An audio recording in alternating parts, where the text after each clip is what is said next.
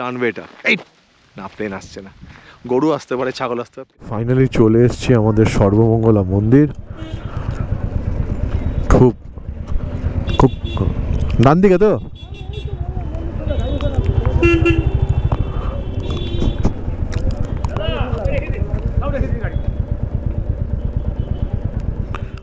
তো আমি এখন দাঁড়িয়ে আছি সর্বমঙ্গলা মন্দিরের বাইরে। এখানে দেখিয়ে দিই, খুব সুন্দর প্রাচীনতম একটা মন্দির। আর এই মন্দিরে পুজোর সামগ্রীগুলো বাইরেই দোকান আছে, যেখানে আপনি সব রকম জিনিসই ডালা হিসাবে এখানে পেয়ে যাবেন। তো আসুন তাহলে একটু ভিতরে ঢুকি। মন্দিরটা খুব সুন্দর, দেখেই মনে হচ্ছে আর খুব পুরনো। বাবা, ঢুকে তো একদম বিশাল বড়, বিশাল বড়। Welcome back to my channel explorer Gaurav. আমরা এখন চলে এসেছি সর্বমঙ্গলা মন্দির, আমার সাথে পুরো টিম। তো আমরা এখন মন্দিরের ভিতরেই আছি। একটা ডালা নিয়েছি। আর কুপন কত করে এখানে? 50 টাকা। 50 টাকা করে কুপন, লাঞ্চ কুপন। তো সবটাই আমরা নিয়েছি, এবার ঢুকছি। তো ঢোকার আগে আপনাদের পুরো এক্সপিরিয়েন্সটা আমি শেয়ার করছি।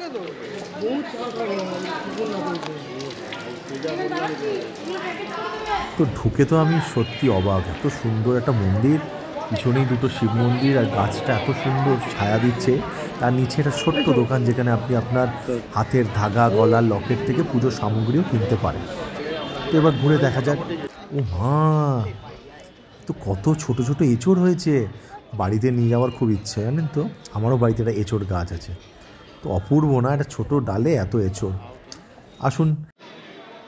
তো খুব সুন্দর একটা বসার জায়গা, সুন্দর, ভালো। আর প্রচণ্ড গরমটাও ভালো পড়েছে, এমন মানে ভালো ঘামছি। আর যাই, মায়ের কাছে দর্শনটা করে আসি। মাকে তো অ্যাটেন্ডেন্সটা দিতে হবে যে আমরা এসেছি, মানে আমি এসেছি।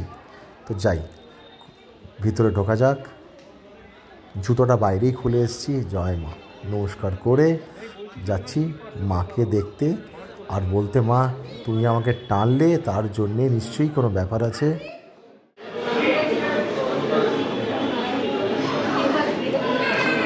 ভিতরে এখন পুজো চলছে, তা আমরা লাইনে দাঁড়িয়েছি, সবাই লাইনে দাঁড়িয়েছি। তো আমি দেখি যদি ক্যামেরা নিয়ে আমি আপনাকে মায়ের দর্শন করাতে পারি তো ভেরি ওয়েল অ্যান্ড গুড, নাহলে চেষ্টা করবো যতটা ক্যামেরাটা ভিতরে নিয়ে যাওয়া যায়। তো এই আমি আপনাদের দর্শন করালাম। জয় মা, সবার মঙ্গল করো। আর সবাই এখানে লম্বা লাইন। এটা হচ্ছে ফার্স্ট প্রবেশ পথ, মেন প্রবেশ দ্বার। দেখুন লম্বা লাইন, আর মানুষ মানে মাকে দুহাত ভরে ডাকছে। আর এখানে ফলও খুব পাওয়া যায়, মানে খাওয়ার ফল না, মানে যেটা চাই মা সেটা দেয়। তো আমিও সেই আশা নিয়ে এসেছি। তো এখানে 3টে দুয়ারেই ঠাকুরমশাইরা বসে আছে, যেখানে আপনি কিন্তু অঞ্জলি দিতে পারবেন। তার জন্যে কোনো কিছু লাগে না, আপনার মনটা বা শুদ্ধ হওয়া দরকার। বাট আমি অঞ্জলি দিইনি, কারণ আমি তো ব্রেকফাস্ট করে ফেলেছিলাম। ওই জন্য আপনাদের একবার সাইড থেকেও মায়ের দর্শনটা করে দিলাম। তো আমরা জাস্ট দুজনে টিপ ফিপ লাগিয়েছি, অঞ্জলি দিইনি, কারণ সকালবেলা ব্রেকফাস্ট করেছি। মনের ভক্তি ঠিক আছে, আর হ্যাঁ তাই না, মনের ভক্তি ঠিক আছে, এক মেন। তো খুব সুন্দর লাইন, লম্বা লাইন। আমি দেখাচ্ছি আর হচ্ছে কেমন লাগছে আমাদের এত সকাল থেকে, যে আমাদের ফার্স্ট সুন্দর লাগছে। আমাদের ফার্স্ট আলাপ কিন্তু আজকের ডেটে। এটা আমাদের তন্ময়দা, সুখদেবদা, প্রতীকের সাথে আমার আগের আলাপ, বাট ওর সাথে কিন্তু আমার ফার্স্ট আলাপেই আমরা একটা short ride to Bardhaman Sarbamangala মন্দির। তো আমি আরেকবার আপনাকে 108 করবো এবং 108 করবো আচ্ছা, এরপরে আমরা 108 মন্দির যাব, তারপর মোরগ্রাম যাব, যেখানে ওয়ার্ল্ড ওয়ার 2 এর 108 মানে এয়ারফিল্ড আছে, সেখানে যাব। তো অনেক এক্সাইটিং জায়গা। দাদাও চলে এসছে টিপ ফিপ করে, আমার সাথে রেডি মোটামুটি একদম। তো আমরা আরেকবার আমি ওই গর্ভগৃহটা একবার দেখিয়ে দিলাম। হ্যাঁ নিশ্চয়ই। কি করবে বলো দেখিনি, কাউকে জোগাড় করি বলো দেখিনি কোথায়। ঠিক আছে, দিদি আছে, বসুন। তো আমি পুজো দিয়ে মন্দিরের চারপাশটা ঘুরে দেখছিলাম। দেখলাম চারপাশটাই একইভাবে করা, আর চারদিক থেকেই পুজো দেওয়া হচ্ছে। কিন্তু মায়ের মুখটা যেদিকে, আমরা সেদিকেই পুজোটা দিয়েছি। বেশ, তখনও কিন্তু বেশ লাইন, দেখতেই পাচ্ছেন সবাই। আর এইটা কিন্তু খুবই জাগ্রত মন্দির। ভালোই হলো, দর্শন করে গেলাম। কথিত আছে এই মন্দিরটিকে শক্তিপীঠও বলে। আজ থেকে প্রায় 350 বছর আগে এই সর্বমঙ্গলা পাড়ায় বাগধিরা পুকুর থেকে কুড়িয়ে পেয়েছিল একটি শিলামূর্তি। সেইটিকে পাথর মনে করে তার উপরে গুগলি আর শামুক ভাঙা হতো, কিন্তু সেই পাথরটি যখন চুন বালির সাথে মিশেও যখন তার আকার বদলালো না, তখন 1702 সালে মহারাজা ধীরাজ কীর্তিচাঁদ স্বপ্নাদেশ পায় এই শিলাটিকে যেন তিনি প্রতিষ্ঠিত করেন। তখন টেরাকোটার এই মন্দির স্থাপিত করে মহারাজা ধীরাজ কীর্তিচাঁদ মা সর্বমঙ্গলা রূপে এইটিকে প্রতিষ্ঠিত করেন। তার সাথেই গড়ে ওঠে নাগ মন্দির এবং তার সাথে আরও 5টি শিব মন্দির। এই যে ছবিগুলোর মধ্যে পুরোপুরি আপনারা আসলে দেখতে পারবেন এই মহারাজা ধীরাজ কীর্তিরাজের পুরোপুরি এই মন্দিরকে নিয়ে সব ঘটনা এখানে বিস্তারিতভাবে দেওয়া আছে, সেটাই আমি একটু আপনাদের কাছে তুলে ধরেছি। হ্যাঁ হ্যাঁ হ্যাঁ, আপনারা ঠিকই ধরেছেন, এই পীরে আর এই জায়গাটাতে বিয়ে করার জায়গা বা বিয়ে দেওয়া হয়, ঠিক আছে? যাদের সামর্থ্য নেই বা যারা একটু মা বাবার অমত নিয়ে এখানে এসে বিয়ে করে, মায়ের আশীর্বাদ নিয়ে তারা তাদের নতুন জীবনের পথ চলাটা শুরু করে। তো দেখতেই পাচ্ছেন খুব সুন্দর একটা প্রচেষ্টা, আর এই মা কিন্তু সত্যি খুব জাগ্রত। আমি সবার মুখে শুনছি সবাই অনেক দূর দূর থেকে এসছেন মায়ের দর্শন করতে, তাই হয়তো মা আজকে আমাকে ডেকেছে। আর মায়ের মন্দিরের বাইরেটা খুব ওয়েল মেনটেন্ড আর খুব সুন্দরভাবে রাখা। মন্দিরের পাশেই খুব সুন্দর একটা বাগান আছে যেটা একটু ঘেরা, আর যেখানে আপনি দেখবেন পাশে এখানে ধূপকাঠি দেওয়ার জায়গা, আমি ধূপকাঠি মোমবাতি দেখিয়ে ওখানে দিয়েছি।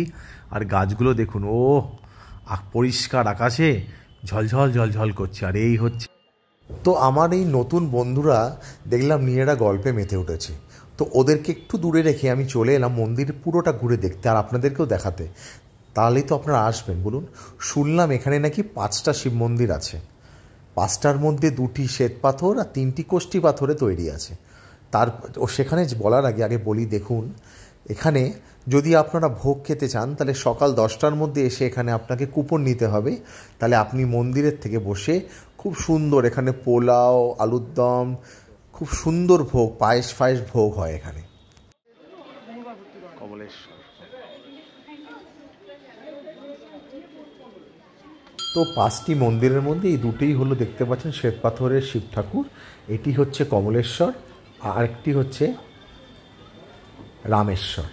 তো যে বলে দিই, এখানে কিন্তু এখনও বলির প্রথাটা চলে, হ্যাঁ, যেটা শুনলাম বলির প্রথাটা চলে। আর খুব সুন্দর, মানে মন্দিরগুলো খুব সুন্দর মেনটেন হয়ে আছে।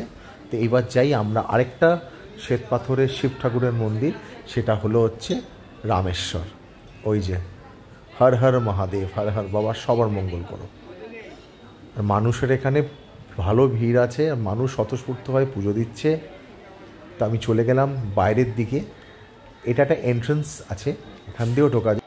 আর এখানে যে আরও 3টে শিব মন্দির আছে সেটা হচ্ছে কালো পাথরের তৈরি, একটা হচ্ছে মিত্রেশ্বর, চন্দ্রেশ্বর আর ইন্দ্রেশ্বর।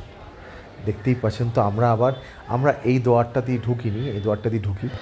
মন্দির থেকে বেরোনোর আগে আরেকবার পুরো মন্দিরটা একটু ঘুরে দেখিয়ে দিই। এই হচ্ছে আমরা এখান থেকে ঢুকেছিলাম, বাদিকে 5টা শিব মন্দির, সিধা দেখতেই পাচ্ছেন আমাদের সর্বমঙ্গলা মায়ের মন্দির।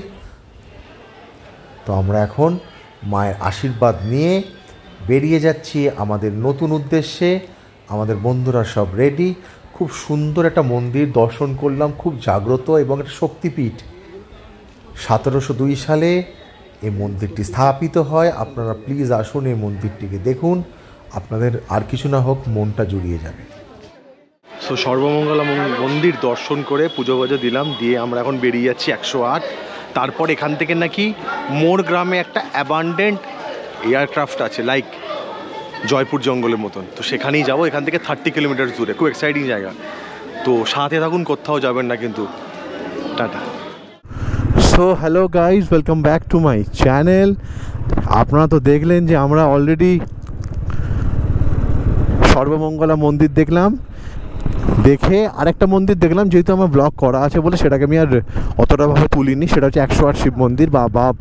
বাবা ডাকলো যে শোন, তুই কালকে এইবারে শিব পুজোর ভক্তিভাবে করেছিস, তাই জন্যে তুই আমার কাছে একবার দর্শন করি, অর্থাৎ ওই জন্য এসেছি। তো এইবার যাচ্ছি এটা বর্ধমানে একটা ভালো নতুন জায়গা। এটা নতুন আমার জন্যে, সবার জন্যে না। যাচ্ছি নড়েগ্রাম, যেখানে ওয়ার্ল্ড ওয়ার 2 এর অ্যাবান্ডেন্ট এয়ারপোর্ট আছে এক্স্যাক্টলি। সেটা আমাদের বর্ধমান শিব মন্দির থেকে 50 কিলোমিটার্স।